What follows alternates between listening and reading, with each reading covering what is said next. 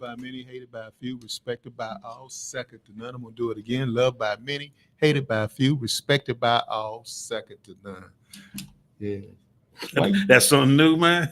No, I've been doing that for years, man. Have you really? Yeah.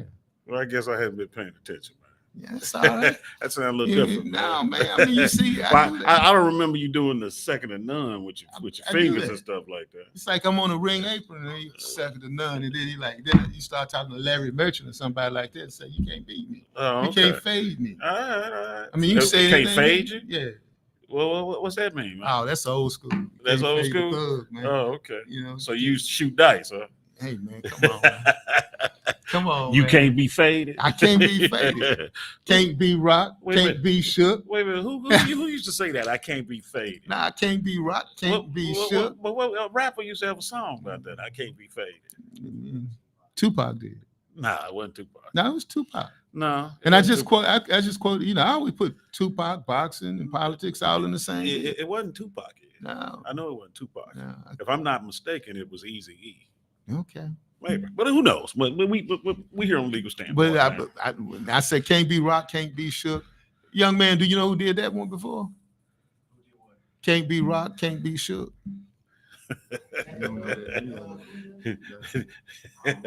Yeah, that's before he was born. Before he was born. Yeah, man. Come on, man. Yeah. What's going on there?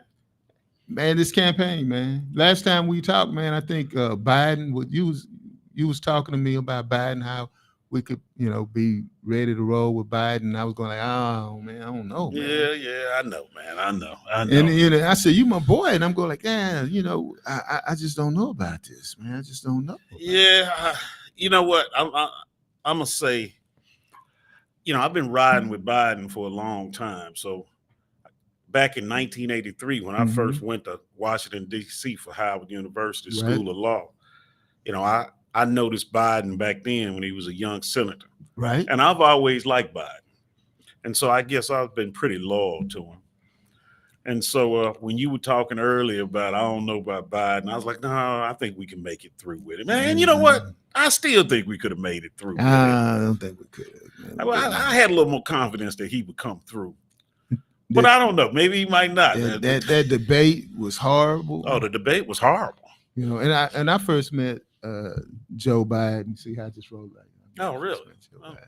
In 1978, I was an intern in Washington D.C. for Congressman Jim Maddox, and I interviewed Biden at that time, man. And at that time, a lot of the women up there on Capitol Hill, they really liked him because he had just got through.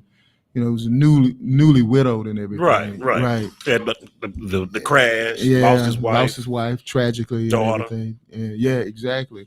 And he was pretty good senator at that time. And hey, that's what it was, man. But that was then in the 70s and the 80s. So, but you say 78, so that was a few years before he voted for the crime bill. Yeah, a few years before that. Nobody knew anything about the crime bill. Right. Man, that was when Jimmy Carter was president, man. You that old, man? That's twice you done got me on my age. Man, yeah, I didn't know you were that old, man. You graduated way before me. That's twice, counselor. I'm gonna warn you. One more time, counselor. We have to sanction you. But I was a little apprehensive about just dropping Biden, though, man. Because and you know what? It really don't get me wrong. That debate was horrible.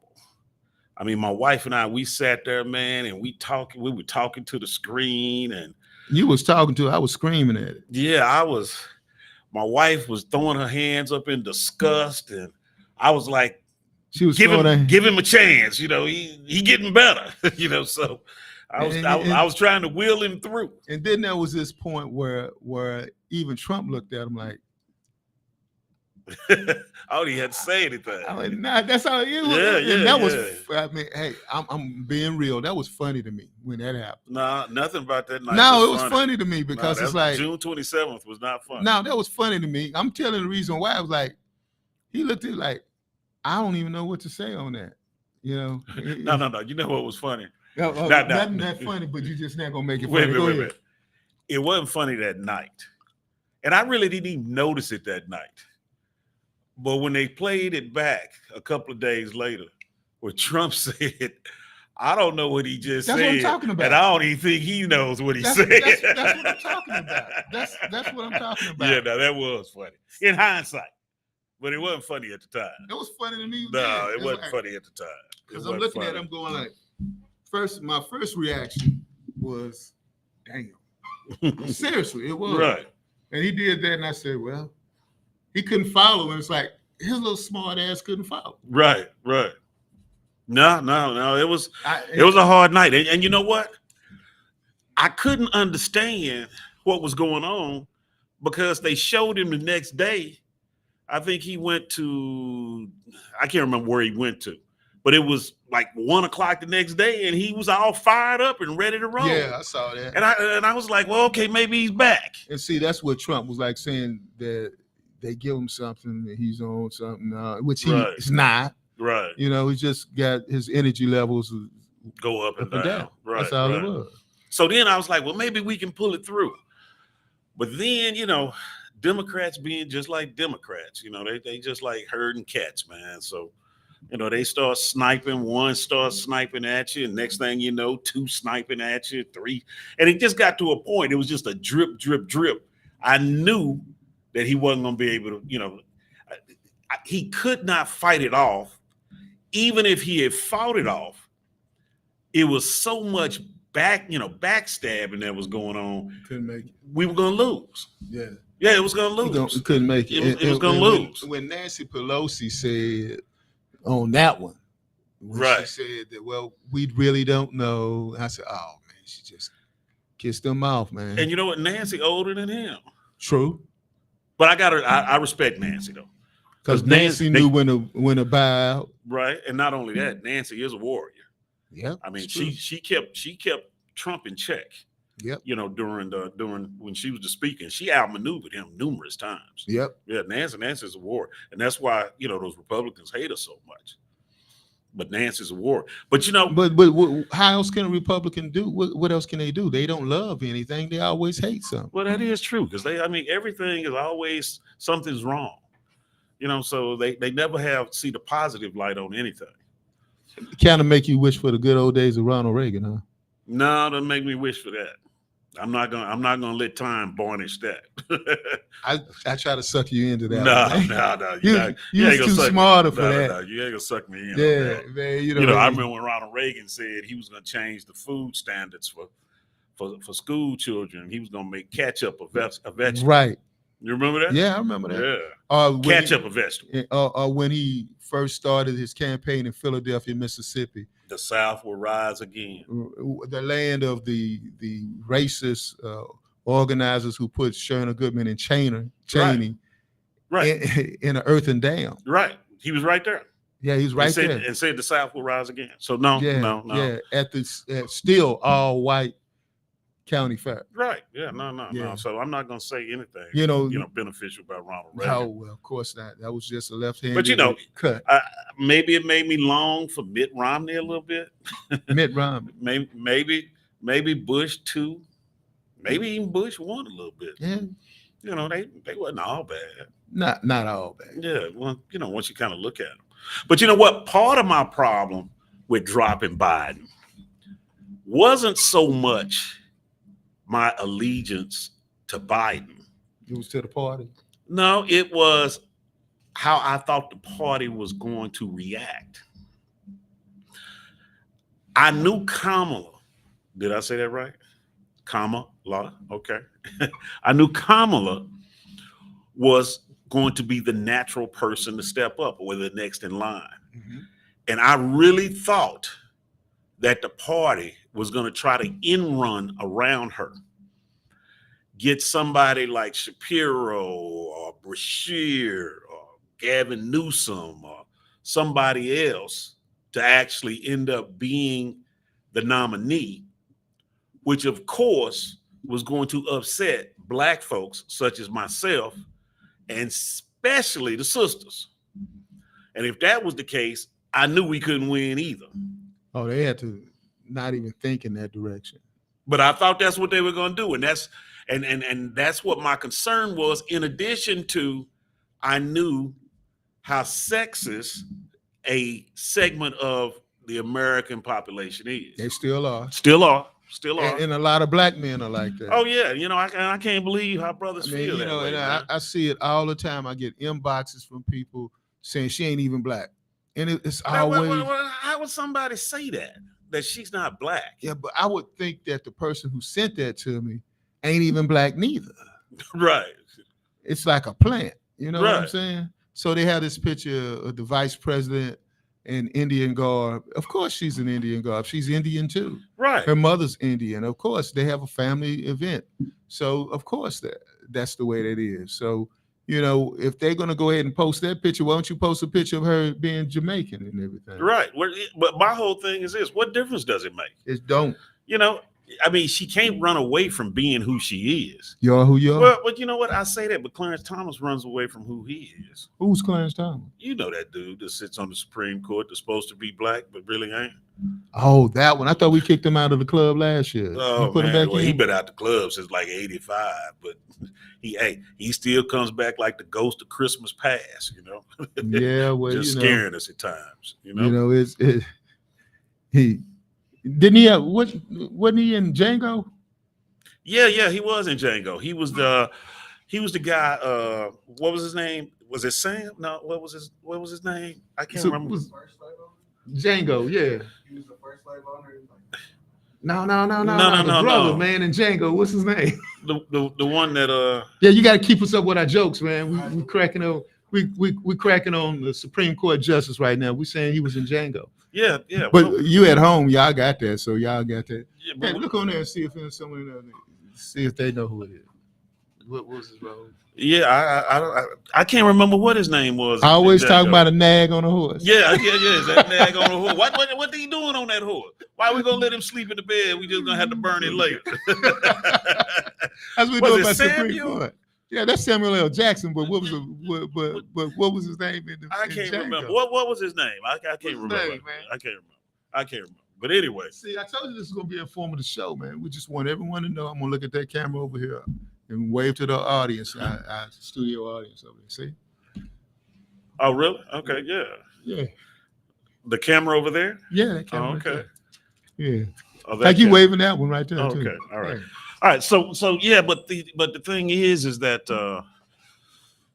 I was really concerned about that. I was really concerned. But I have pleasantly been surprised by the reaction of the party and also of the community, the population, as it relates to her being anointed. Well, I'm not going to say anointed. As she being endorsed by the president to take her place.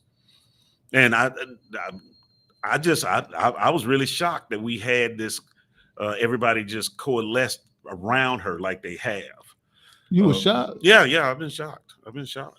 Because like I said, with the party, I thought the party was going to start fracturing as they tried to get other see, people. that's how the press did it as well, and just trying to be engaged with all the cameras. But that's what the press said as well when they were saying, well, Obama and Michelle hadn't endorsed her yet and everything. I'm going, they got to give Biden a little time. Right. Like 2-3 days, and then Right. after 2-3 days, they go like, "Well, we're going to endorse." Well, and the thing is this, why are you going to have everybody endorse you on Yeah. the first day? No, there's no news. Yeah. Then you can wait 3 or 4 days, Right. and then that continues your news cycle, Right, where you getting positive press. every day. So I think That was perfect. I think the way they've done it so far That's has perfect. been perfect. But She's had the groundswell of support. Right now we going through this whole VP thing. which last week, she probably already has the person picked. I think it's Shapiro. Yeah, it might be Shapiro, but I'm a little concerned about Shapiro, man. Why is that? For those that don't know who Shapiro is, it's Josh Shapiro. He's the senator from Pennsylvania. Ed, are you going to lead the folks astray? Governor of Pennsylvania. He's the governor of Pennsylvania. Yeah, Right. I said that afterwards. I thought you were gonna correct me right then, man. You did just as you were supposed to do. Yeah, I did. But the thing is this. This is my concern about Shapiro. Number one, the reasons I like Shapiro is that number one, he's the governor of Pennsylvania, Swing state. swing state, and the blue wall, which consists of Pennsylvania, Michigan, and Wisconsin, the state that has kind of been in the most jeopardy before Kamala got into the race. Right.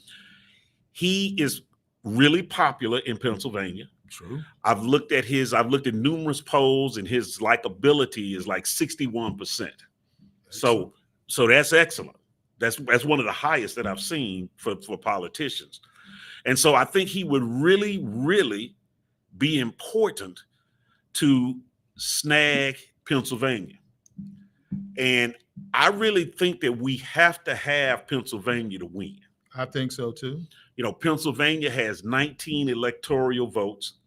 If Biden can hold on to if Kamala can hold on to the states. There you go again. Right. If she can hold on to the states that we generally win, and we win Pennsylvania, Wisconsin, and Michigan, that would give us, and then of course we win the one vote out of Nebraska, we could win the election with 270 votes. So Pennsylvania is important. So that's why I like Shapiro. A lot of people like him. He seems to be pretty level-headed. He's Jewish too, isn't he? He's Jewish.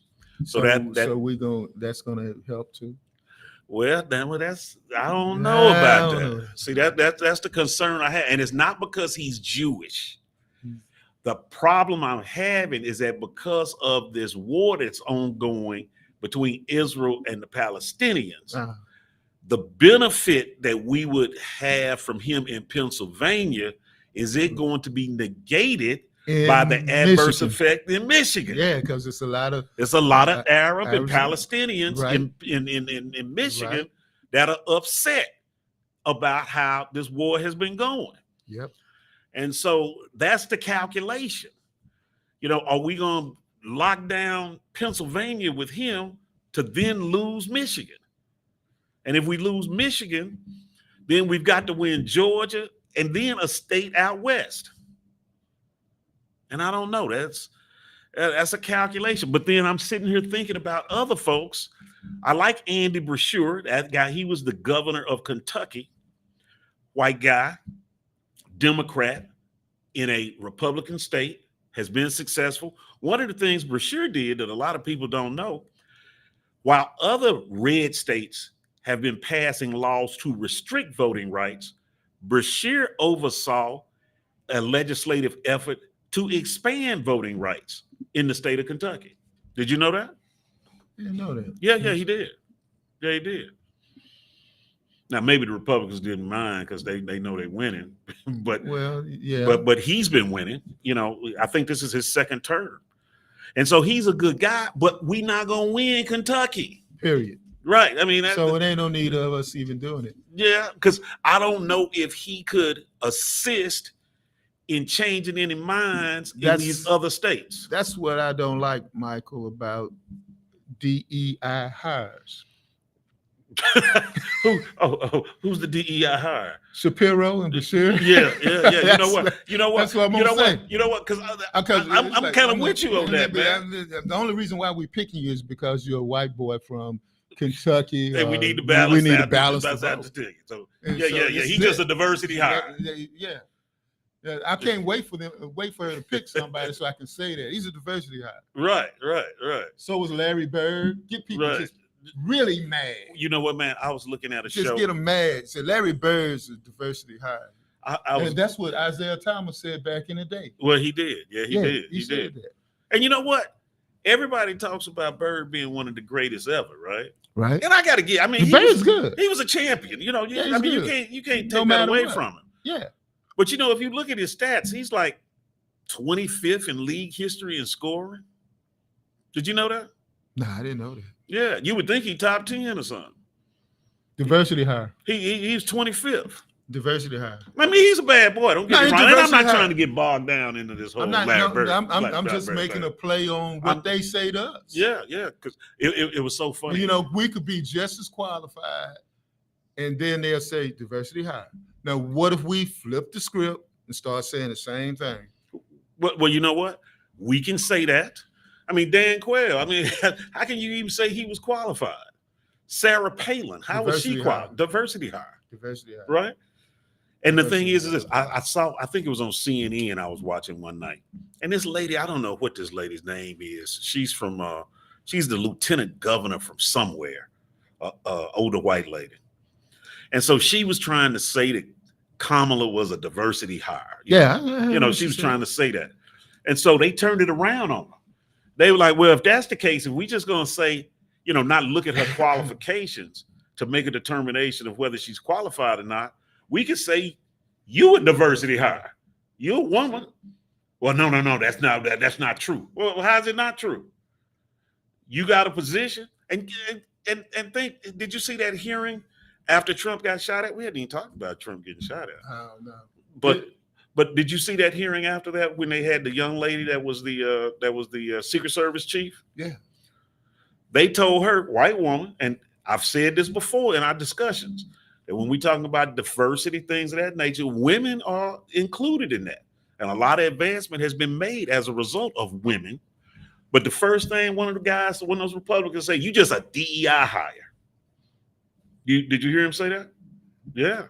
So, you know, people want to say DEI and they think it's just black. Yeah, black and Hispanics. So, but they're putting it on everything other than white males. So DEI hire. You know, I am looking for someone that can mow my yard, and I'm looking for a DEI hire as well. So you're looking for who? I'm looking for a white boy. A white boy?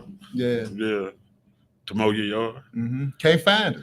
Well, I don't know, Ed. I don't know. So you just what you trying to say, that mowing yards are usually black and Hispanic jobs? Black and brown jobs. They black and brown jobs. Black and brown jobs, man. Oh man. Hey, I told you we ain't been hanging out lately. Wait a minute, man.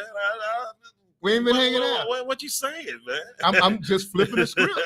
Hey, flipping the script. That's all I'm doing. I'm flipping the script. So you just being just point out the irony of being facetious. Right. Yeah. Exactly. Yeah. It's the Benjamin Franklin in me. You know? Right. Okay. This whole deal of just bringing the irony of the situation and see how stupid they are with their comments. What if everyone else was just as equally stupid? Right. You know, I just need someone really to mow my yard and do it on time. Right. But you know, but when you start talking about DEI hire, like what are you talking about? What's the black and brown job? What is that? And look at this. They are sitting here saying that this lady is not qualified when she went to the greatest university in the country, which is Howard University, also the alma mater of Michael Todd. You know, matter of fact, did I tell you? She graduated in '86, same year as I did. We're in the yearbook together. That aside, she became a courtroom prosecutor for 11 years. I'm just looking for what you keep dropping names. Right. She was a prosecutor for 11 years. Mm-hmm. She was the district attorney for the county of San Francisco. Mm-hmm. She was the attorney general for the state of California. She was a United States senator for the state of California. Is California the largest state? Most population? It's one of the two. And then she became the vice president. And you telling me she not qualified to be the president? How is that? And you know, you started off with all of those elected jobs. So there wasn't a hiring process. Right. And none of those governmental jobs that she had. Right. Now, on the flip side, back in 2016, Donald Trump had no experience.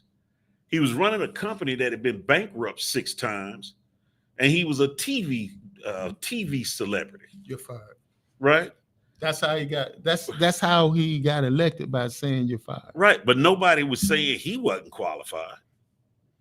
How is that? What kind of double standard do we have on this? I remember in the White House that deal that the presidents always go to and they tell the jokes to and everything. Oh, the White House correspondence. Yeah. When President Obama said that, hey, he's not qualified, he's qualified. He said, yes, he is qualified. You know, he had to decide whether or not Meatloaf, right, the musician, would be Right. would be qualified to stay on the show. Something about who killed Biggie and Tupac. Yeah, solving things like so, that. Yeah. But you know what? Sometimes I think back, man, maybe Obama, what if Obama hadn't cracked on him so hard? Maybe he may not have even run for office.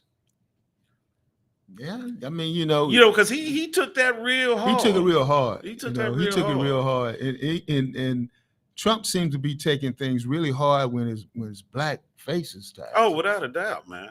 Without a doubt. All these women are like, it's like he can't deal with that, man.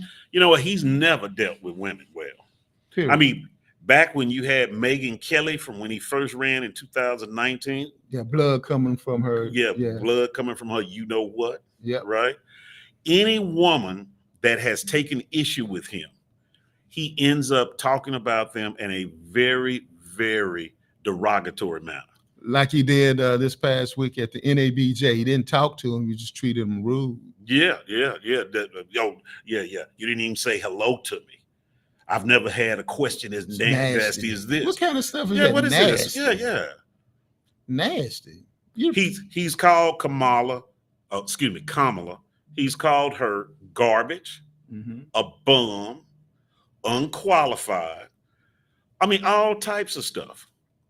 Now, Kamala has kind of taken the high road with that. She's like, hey, I mean, she's gotten on him a little bit. She got on where she needed to do. But you know what? Measure. But you know what? And I told a few people this, man. I really think she needs to personify and project what he's saying to her supporters. I think that would be effective. What do you mean? Well, kind of like if I was her, I would say something. I would put this in a part of the speech. I would say, hey, look, he's calling me garbage. He's calling me a bum. He's calling me all these derogatory things, right? But don't worry about that because I'll handle him, right? But what he's really saying is that those folks that are Democrats, that y'all are bums. What he's really saying is those that support me are bums. That those that support freedom are bums. And then get a little call back like, do you feel like a bum? You see what I'm saying? So what she'll be doing is what Trump did to Hillary with the deplorable. Right. So you're not deplorable. Right. Yeah. You follow me, you're deplorable, but you're not deplorable. Yeah, or kind of like when he tries to say they coming after me, but they're really coming after you. You follow what I'm saying? Mm-hmm. I think she needs to personify and project that. And I think that will develop some cohesion with the supporters. Okay. But you know what? I'm looking at the clock and we need to run these drops. We need to run these drops because we need to be in cohesion with our drops. And as I was stating before, I'm still looking for that DEI hire. So if you know anyone that could possibly... Okay, let's do the drops.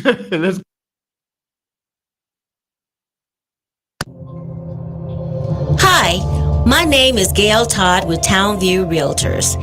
If you find yourself in the market to buy, sell, lease, or maybe you want to be a part of this hot real estate market by investing, just give my team of professionals and I a call at 214-675-9572.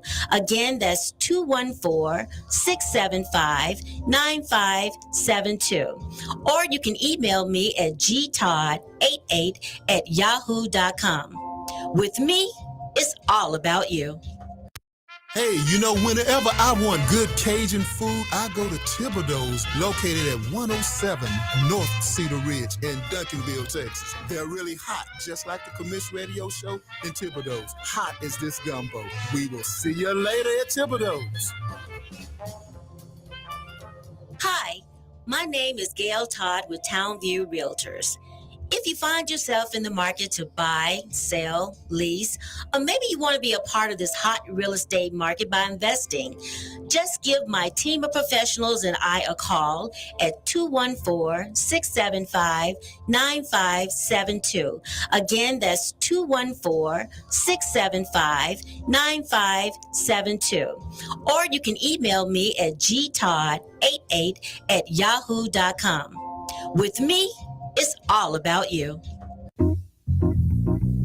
Hi, I'm Ed Bridges, CEO, founder of Wrong Way Driver Alert. And one thing that we know, when you need to go the right way, we always turn to Commish Radio. He never leads you in the wrong direction. So here at Highway Nation, we want to thank Mr. Ed Gray for taking us in the right direction. And visit us on Facebook, Highway Nation page, and give us a like. Back on us, and all of America is tuned in right now, and we're trying to figure out who is going to be the vice presidential pick.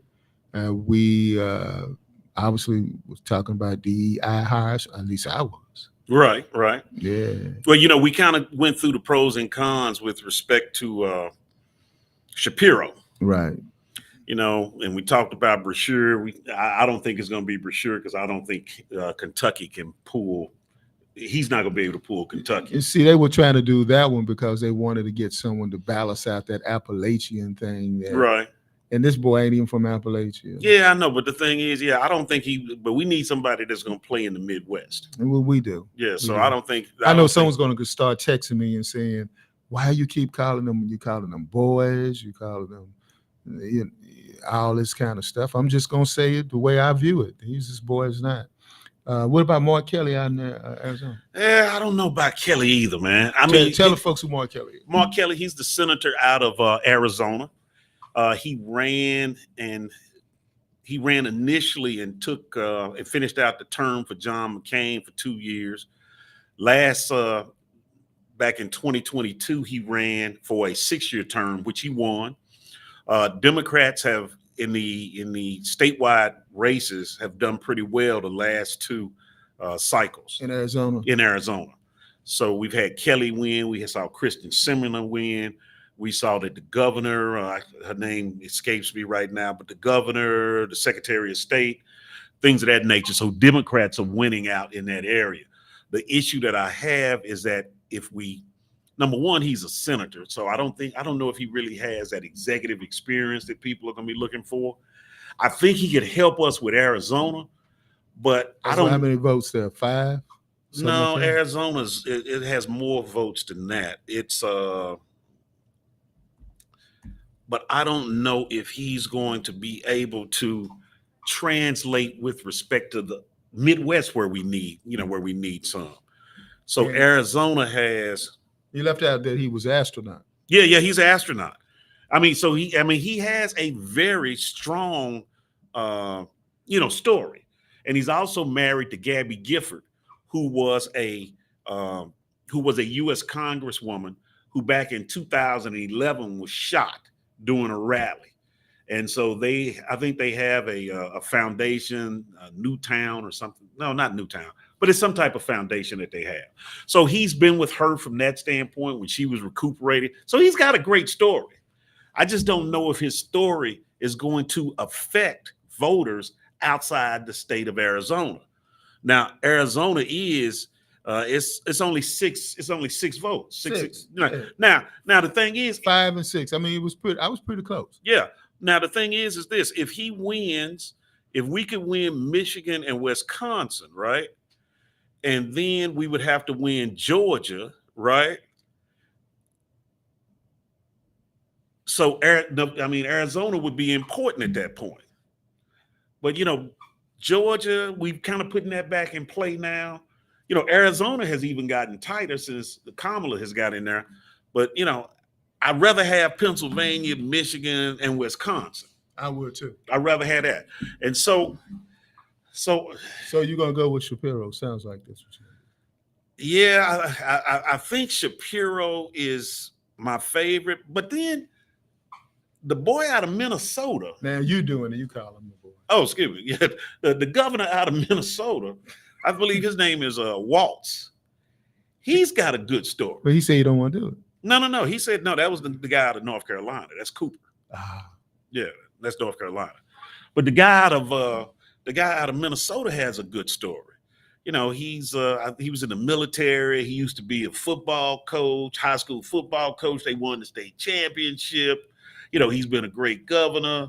You know, so he may be able to have influence in the adjoining states. But Minnesota is generally a little more liberal than Pennsylvania and Michigan. we need Pennsylvania. So you think the whole thing with respect to the blowback for the Palestinian population that's in Michigan, you think you would just take that risk? Taking that risk. Yeah.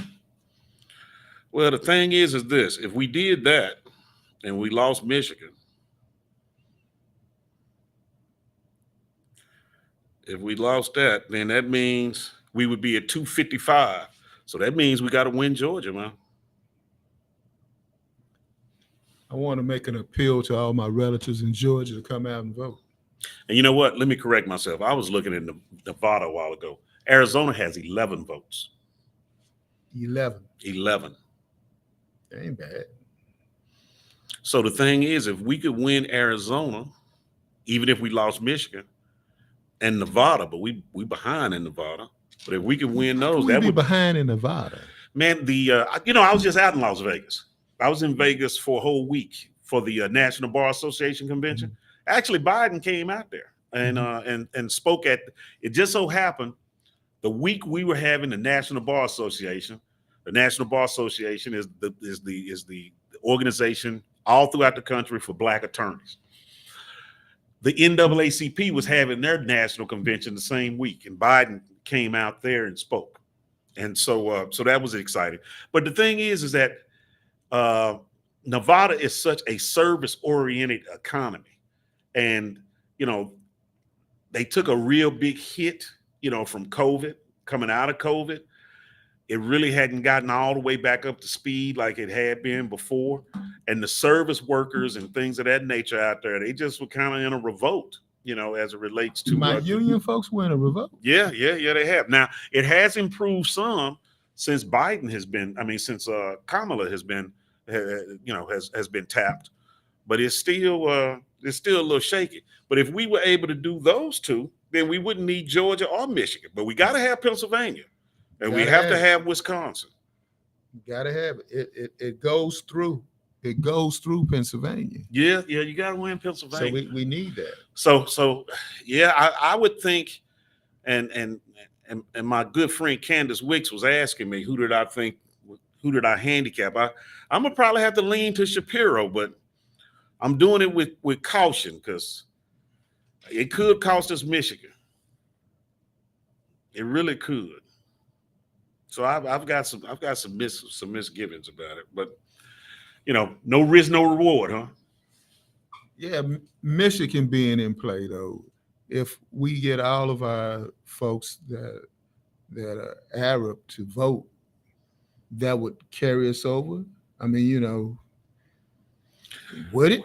Well, because I'm like, thinking like a lot, and I have relatives in Michigan, and they say a lot of Black folk, a substantial amount, not a lot, but a substantial amount of Black folks support Trump, and that which is bizarre to me. 30%. I don't know if it's 30%. Now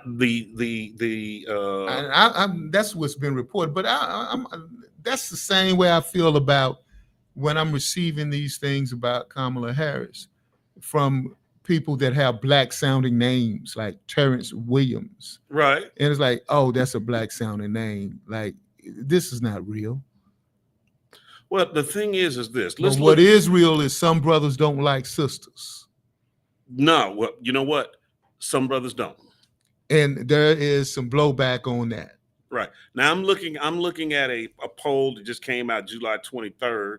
So this would have been 2 days after was July 23rd through the 29th. And it had Michigan as being 45-45. That's even. That's even. So if you had 200,000 Palestinians who flipped over and said, because they had a real big effort in Michigan for non-committed during the primary. Yep, I remember that. And they, because of the Palestinian. Because of the Palestinian, and the whole thing is, I don't think Israel's helping us with this whole thing. No, they're not. You know, killing the guy that's doing the negotiations. Now that's wrong. Yeah. Straight up wrong. Yeah, they shouldn't have done that. And you know, we can talk about that at a different time frame. But I was checking out this magazine this morning, and they're looking at it from a biblical point of view. When you say they, who are you talking about? I'm talking about the Israeli government. So when the Israeli government says like Jordan and places like that, they associate Jordan, the state of Jordan, the country of Jordan in this case, the country of Jordan, with descendants of Moab and well, you know what? The thing is this. One thing about America is that we have separation of church and state. That's a theological state. But what I'm trying to say is that I just have a problem with somebody trying to divine a property right from the Bible. Right, I understand that. You know, but I'm gonna keep this in the context because like I said, that's you and I have talked many times about this off air. But politically, there's no negotiation in that. The Israeli government has no negotiations on it. They don't view anyone to negotiate. And then if we are trying to win Michigan, we're asking someone else to take up that same deal of negotiation. What if they say there's no negotiations? There's no negotiations. Yeah. And when you say if they, you're talking about the Palestinians. Exactly. Yeah. Because the thing is this. I think the whole situation with respect to the Palestinian type blowback could be alleviated if we could get some type of ceasefire. Right. But it seems like to me. But when you kill somebody that's trying to negotiate that. Right. Yeah. I mean, that doesn't seem like that's conducive to try to get a resolution. Matter of fact, it makes me think you're trying to sabotage the process. I believe so. Yeah. I mean, that's definitely how you can look at it. So you kill someone in two other countries other than the country that you occupy, right? Palestine, right? Well, I guess you know what? If they say, "Hey, look, this person is pulling the strings, and we need to kill him to save our people," I'm okay with that. But you're gonna kill the guy that you negotiating with? He's lead. That's just like we're having a negotiation with Russia, and Anthony Blinken, the Secretary of State, is doing the negotiations, and then Russia bumps him off as he goes back to the hotel. I mean, how would that play? I mean, that's crazy. So it's a great possibility that this ticket can lose Michigan. Yeah, I think so. Because I was kind of optimistic that something was going to work out. But after the events from Israel, I because the thing is this. Now Iran has said that they are about to do what?